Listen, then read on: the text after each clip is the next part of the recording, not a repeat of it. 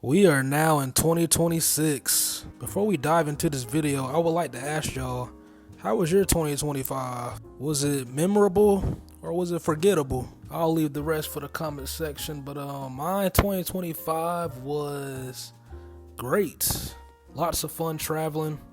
I seen a lot of interesting movies along the way, explored a lot of things and learned a lot of things.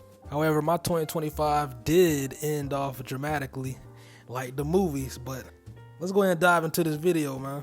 No, instead, let's dive into these movies. So altogether in 2025, I watched 27 films. Nah, that can't be right. Sorry about that, y'all. It was some movies that was trying to run away from me that I watched last year, but yes, 31 movies I seen last year altogether. And of course, we're doing this video from worst to best, bottom to the top, and this ranking is based on how much I enjoyed the movie. So let's start off with Megan 2.0. Oh man, let me tell y'all about Megan 2.0. Good gracious, this is one of the lowest movies that I rated since it had to be one of those MCU movies back in 2022. Was it Thor: Love and Thunder? Oh man, I don't forgot. But yeah, I gave it a 3 out of 10, and it earned just about every bit of that 3 out of 10. My gracious. Megan 2.0 is a far cry from the first one. The first one was solid. Like, what happened? Maybe they should have just kept it at just one movie, man. That's it. Just leave it alone. Just move on. Anyway, so Megan 2.0 dropped June of 2025. The movie is directed by Gerard Johnstone. I tell you what, I'm sure glad I watched this half drunk and fell asleep tired before the movie couldn't even take off the ground. I mean, gosh, I had way more fun entertaining myself trying to stay up and fight sleep for this dumpster movie, man. What's even worse, that it's a 2-hour long haul drag. Yes, this movie was 2 hours. 2 hours for a movie like this is just utterly ridiculous. I think Megan should have stayed a one and done movie. I hope they don't go Chucky franchise with this. Please, no more sequels for Megan, please. You would think AI wrote this movie the way the acting was. It was stale. Oh yeah, one more thing. I walked out during this movie, man. I walked out. I couldn't bear it, man, no more. I couldn't take it no more. And I normally don't walk out of movies. I stay put through the whole movie just to see how things will play out, if things will get better. But this one right here, I just couldn't take it, so I just left out. I think it had, an hour to 30 minutes left? I don't forgot, but on to the next movie. The next movie I got ranked at number 30 is The Fantastic Four: First Steps. Fantastic Four, directed by Matt Shakman, released July 2025. There was so much hype coming into this movie, of course. Middle of the summer. What came out before Fantastic Four? Yeah, Superman. Superman came out, and man, then Fantastic Four came up, and it was like, whoa, man, MCU time. Oh yeah, this one gonna be a hitter, man. Oh man, let me tell you.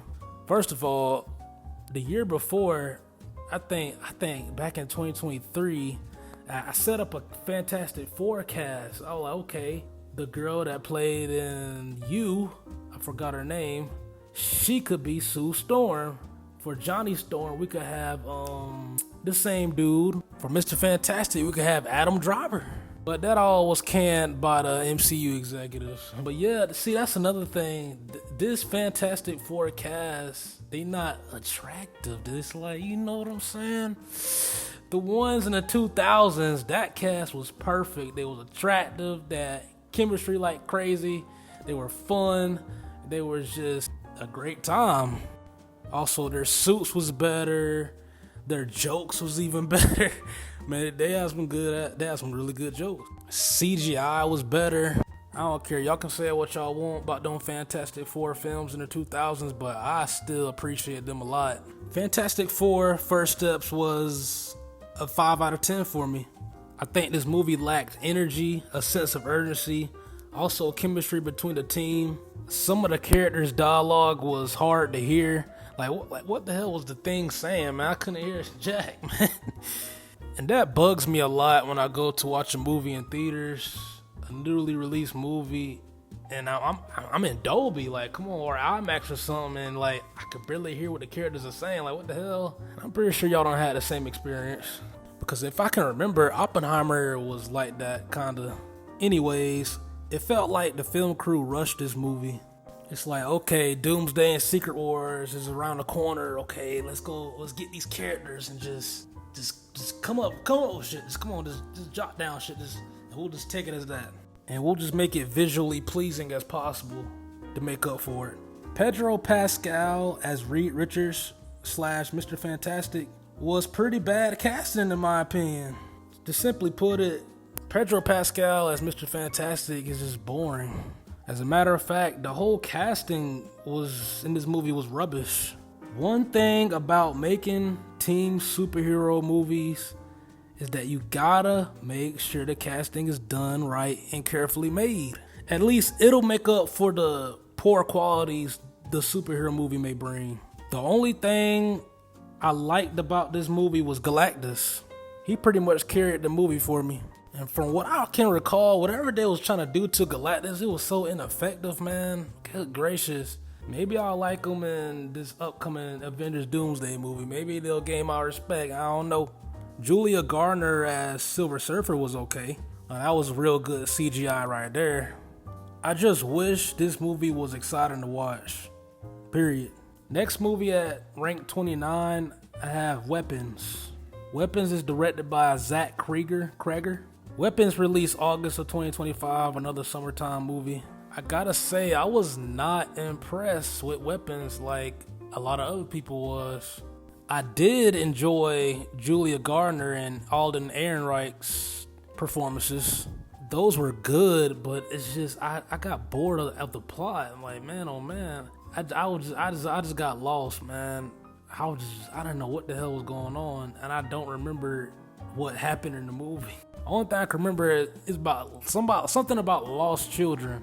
Someone was kidnapping kids or whatever. I did think the atmosphere was good too. I'll just have to rewatch this movie, man, cause yeah, I'm not gonna wail on it. Weapons is a 6 out of 10 for me. The next movie I have ranked at 28 is Black Phone 2, directed by Scott Derrickson, released October of 2025. Black Phone 2 felt familiar. I can't put a TV show or movie that I feel familiar with right now. Maybe it'll hit me later, but oh my gosh, it's familiar. However, it just doesn't live up to the first one in my opinion. And man, I don't even remember what went on in this movie. Good gracious.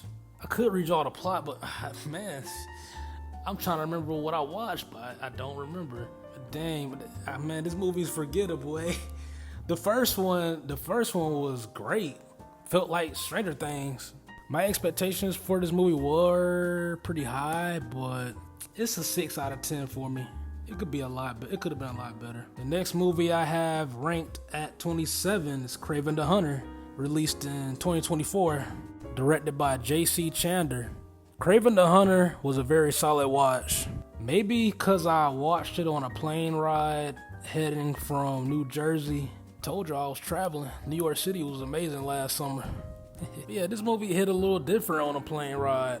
I went in thinking this was going to be complete trash, but Aaron Taylor Johnson showed up pretty well for Kraven the Hunter. He seems more fit for a TV version of Kraven though. Who knows, this movie could have been better off as a TV series, but hey, we got a lot of TV series nowadays. Things I did not like about Kraven the Hunter. I think the movie suffered from stiff dialogue. It's just like, man, just a little bit more flexibility, you know?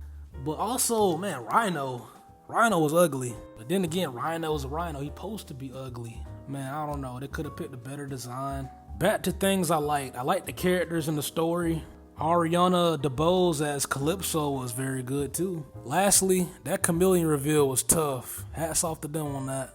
I'll give Kraven a 7, between 7.5, somewhere in there. My next movie ranked at number 26 is Captain America Brave New World, released in February of 2025, directed by Julius Onah.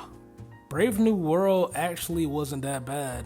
It could have been a lot better if the stakes were higher for Sam Wilson / Captain America. I mean, yeah, the movie had multiple villains, but it just didn't feel that serious enough, man. That, oh man, good gracious, this is gonna be the end of everything if we don't, you know what I'm saying? Not enough intensity in that area. I will say Sam Wilson can be an interesting character sometimes. The action scenes were solid. Overall, the story was measly good enough. It should have been stronger. Captain America Brave New World is a 7 out of 10 for me. Ranked at number 25, I have Thunderbolts. Directed by Jake Schreier. Released May of 2025. Thunderbolts was cute, funny, chippy, quirky. I also thought it was quite interesting how they wrote this movie. It was just... Because I went in thinking like, okay, they're just gonna... It was gonna be more so just heroes versus villain. They're gonna beat up the villain. They're gonna find ways to defeat the villain. But it's much deeper than that. It's just not straightforward as like that. It's just more so...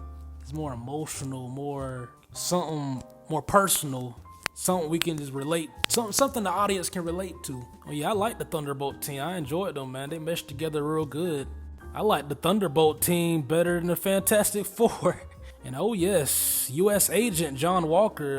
Man, he done gained my respect, man. I like him. I like the guy. He may not be a Captain America, but he sure make a hell of a government super agent. Man, they got Sentry now, man. Hey, man, this team stacked. Hey, Sentry impressed me way better than Adam Warlock did in Guardians Volume 3. One of the craziest things about Thunderbolts is like, damn, why out of all the characters are the Thunderbolts facing someone powerful like Sentry, man? Thunderbolts is between a 7 to a 7.9 for me. Next movie I have ranked at 24 is Final Destination Bloodlines. Final Destination Bloodlines felt like I was watching 1,000 Ways to Die in expanded movie form. Final Destination Bloodlines, directed by Adam B. Stein, released May of 2025. I did enjoy how the action, the fatalities, and deaths all were in this movie, man. They were all ridiculously good. But my thing is, the characters were just asking for it, man. They were just asking for their death. Now, I watched the first Final Destination movie, which is good, but man, the deaths in that one were bad enough. Good gracious. I think this is the only movie I watched last year in theater where the theater was just hype. That was the only turnt crowd I experienced last year in theaters. Final Destination Bloodlines is a 7.5 to an 8 out of 10. It's definitely rewatchable. That was a fun time. Next movie I have ranked at 23 is Too Fast, Too Furious from 2003. I done hit y'all with a throwback there, see there? Directed by the late John Singleton. This movie didn't even have Vin Diesel in it. It was just Paul Walker, Tyrese Gibson, Eva Mendes. Man, boy, she looked amazing in Too Fast, man. Yeah, she was in her prime. 2000 Eva Mendes, man, she was something.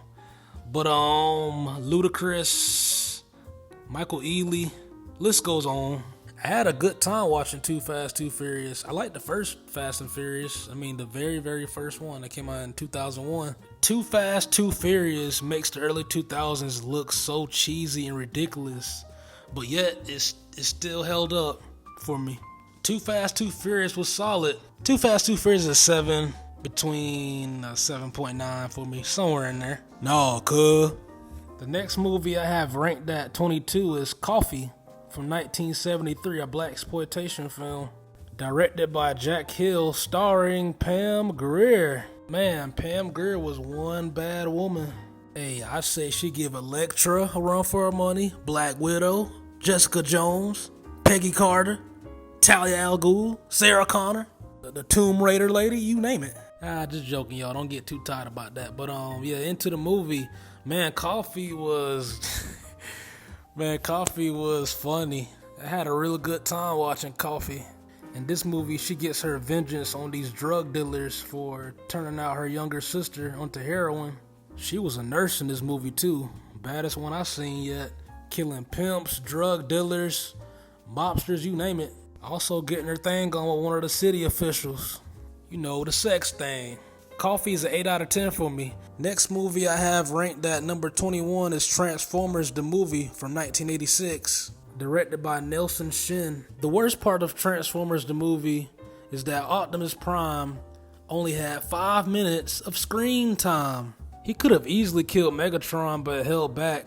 Similar to Goku and Superman, man. The strongest characters always hold him back. The animation in Transformers the movie is 10 years ahead of its time, man. The animation was incredible. For the mid-1980s, man, that's some serious stuff right there. The voice acting was excellent, and so was the soundtrack.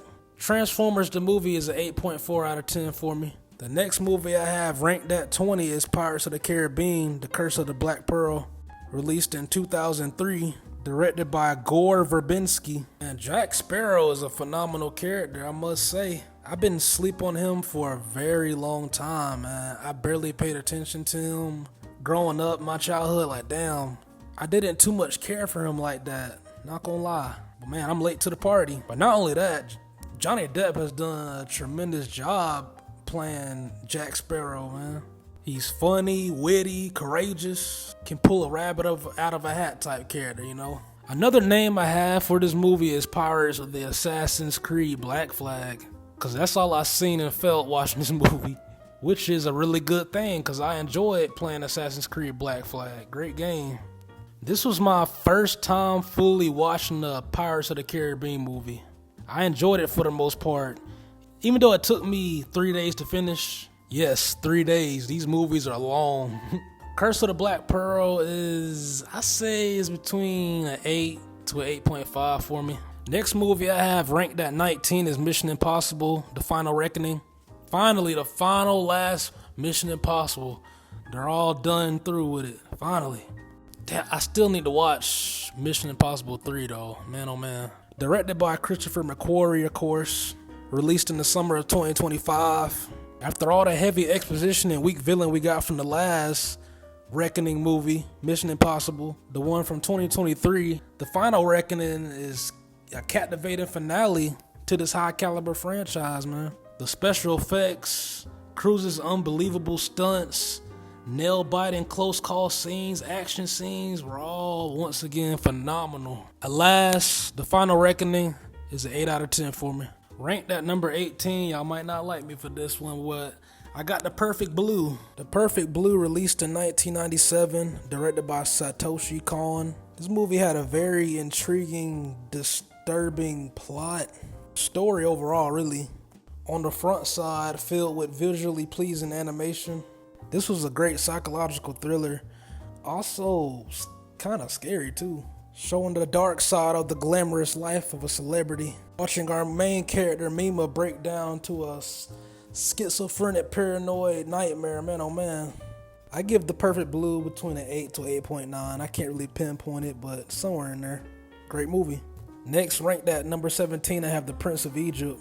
Animated movie released in 1998.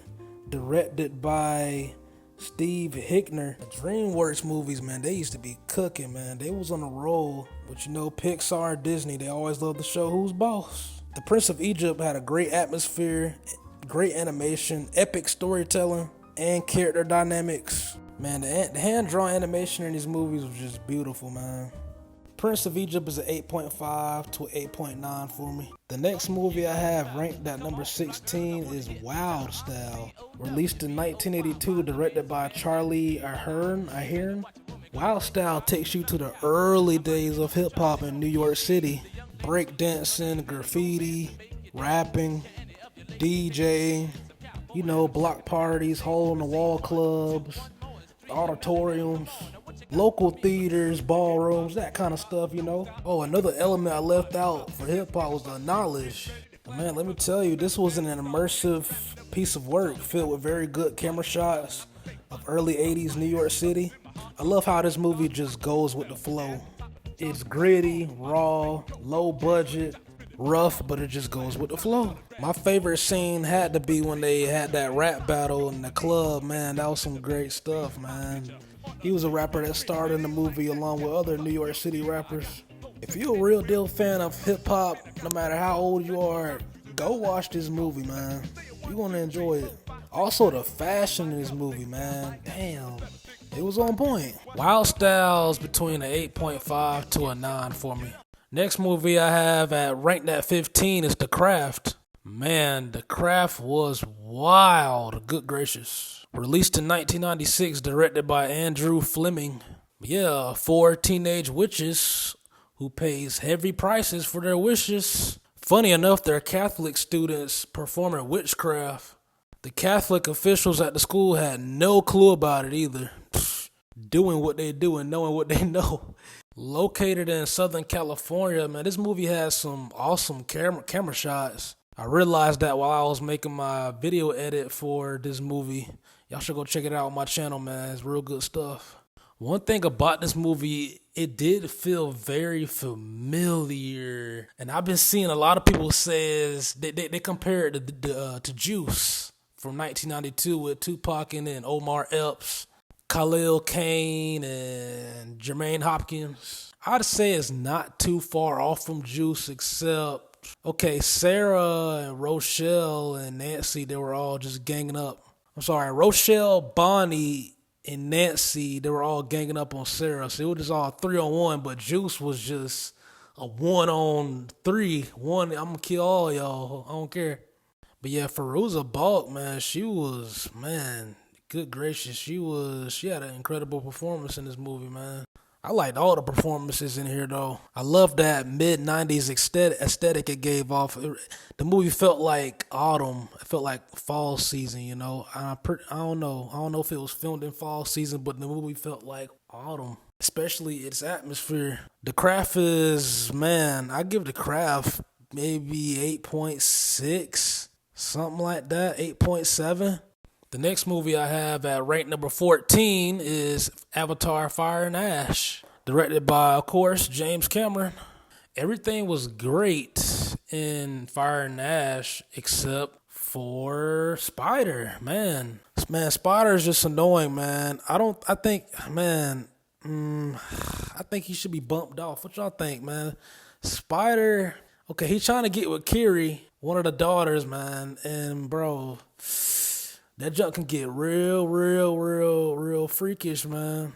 I mean, come on, man. Spider gonna be the next one chasing that tail, man. Also, Sigourney Weaver portraying a teenager and using a foreign accent, it sounded wacky to me. I'm like, man, I wish they had like a teenager that's someone that's Kiri's age to play Kiri's voice. Motion capture, all that. But man, other than that, the visuals, special effects, CGI was all spectacular once again. Great villain, of course, the underrated Miles Quaritch. Una Chaplin, the relative of Charlie Chaplin, may I not forget. Our other villain, man, Varang, she was very outstanding. She managed to light up Quaritch and turn him completely Na'vi, man. And yes, I guess you can say she's a gothic version of Neytiri. Man, oh man, she was cool. Crazy, sexy, cool. Avatar: Fire and Ash is an 8.5 to a 9 for me. Pinky swear. The next movie I have ranked at 13 is The Substance. The Substance was another wild one, man. My gracious. I watched that at night. It had to be a Friday night.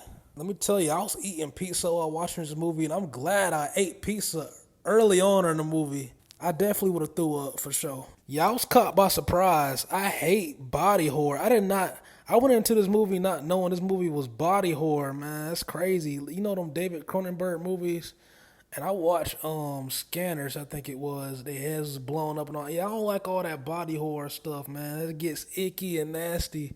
It's disgusting to me, man. I can't take it, man. This movie was going so great until the third act. It just kept getting nastier and nastier to the point I just turned it off. I didn't even go back to watch the ending. I stopped the movie where the hideous monster, she turned into the hideous monster, and the crowd just looked at her and went bonkers. And dude came up to her and just freaking bashed her whole head in, and just blood just everywhere, and just man, I couldn't take it, man. Yeah, this movie had me shook for sure. The Substance is a wild take on Hollywood's and society's pressuring beauty standards of women, also gratification. I thought the movie executed that very well.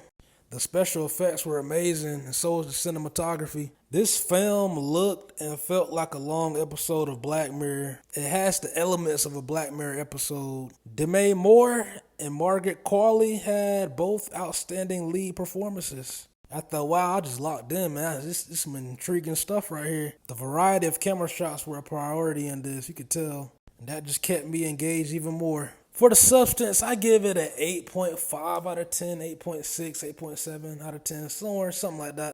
The next movie I have ranked at number 12 is Ryan Coogler's Sinners. But darts, Sinners wasn't the best movie of 2025? No. Ryan Coogler is now 5 for 5. He ain't missed yet. Sinners has an outstanding cast filled with great acting. I mean, I can give a lot of special, crazy words for the acting, but man, the whole set design was perfect. And so was his soundtrack by Ludwig Göransson. Göransson, I think that's his name, who did the Oppenheimer soundtrack. Its 1930s Deep South atmosphere and Mississippi Delta was very captivating. There's some intriguing symbolic messages involving race, culture, blood sucking, and soul selling, which keeps the movie strong. However, I thought the ending could have been a little better. Other than that, Ryan Coogler and Michael B. Jordan are one of the best actor-director duos whose streak is still unbroken. Also, let me not forget about Haley Steinfeld. Man, she had a surprisingly good performance. I was shocked how she stepped through like that. I mean, who wasn't? Sinners is between an 8.5 and a 9 for me. My next movie ranked at number 11 is One Battle After Another. One Battle After Another, directed by Paul Thomas Anderson, was a great watch of revolutionaries versus government. The casting was amazing for this. The movies for 2025 had fantastic casting, man. Good gracious. The cinematography was unique and full of depth, so was the camera shots. The soundtrack score continuously playing behind every scene in the movie was invigorating and well put together.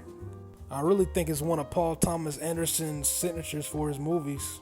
The story was a little over the top, but it was still somewhat firm in some areas.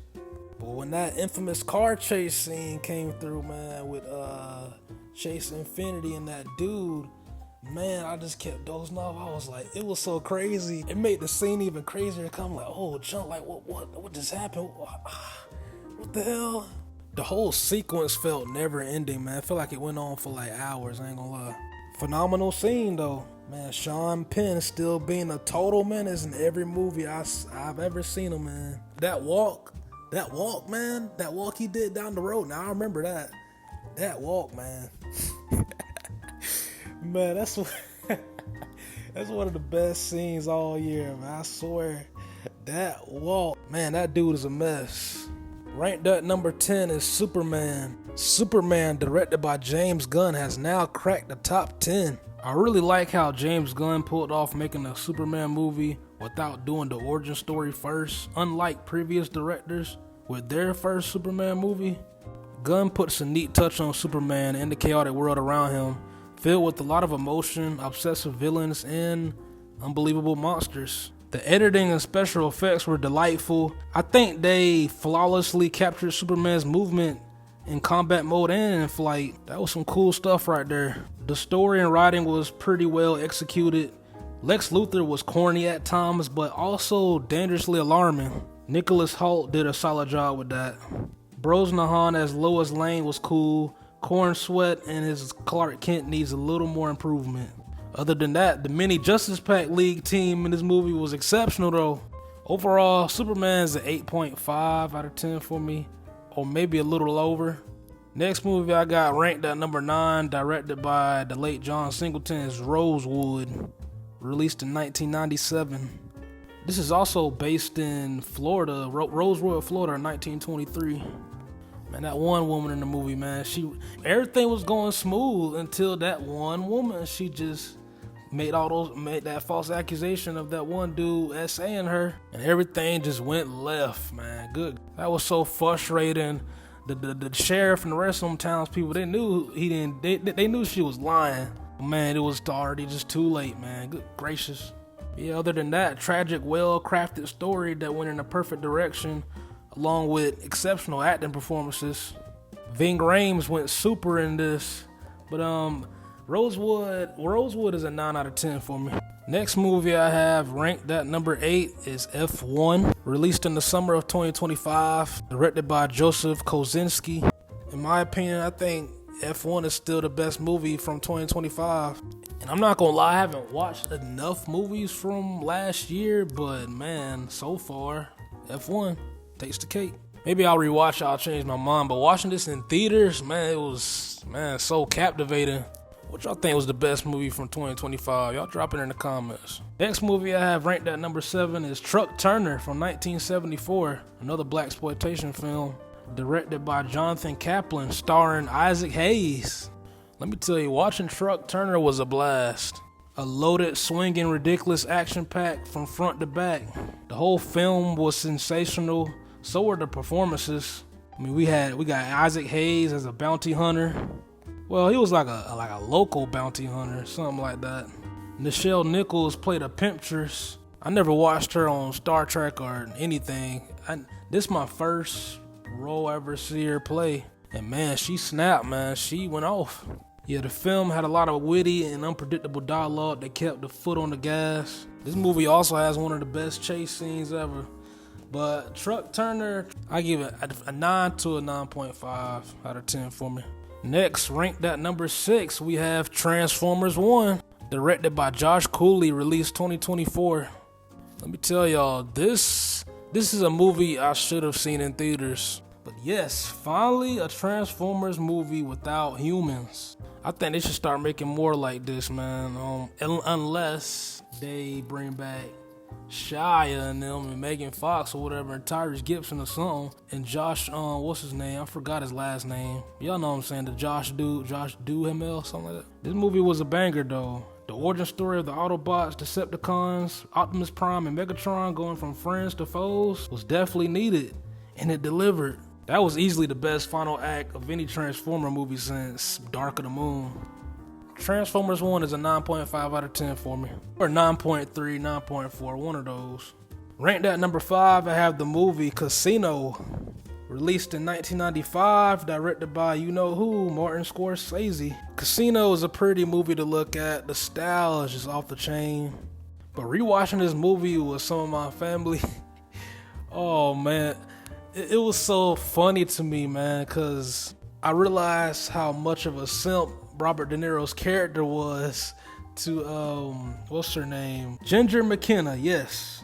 Man, Sam was a complete idiot, man. It was just hilarious, man. He threw everything at her. He gave her his whole world. Plus, not only was he low and weak, he was real arrogant in this movie, man. Plus, his friend Nicky Santoro, mafioso, gangster, man, he was bad for business, man. He just kept killing people left and right. Stole and slept with his wife.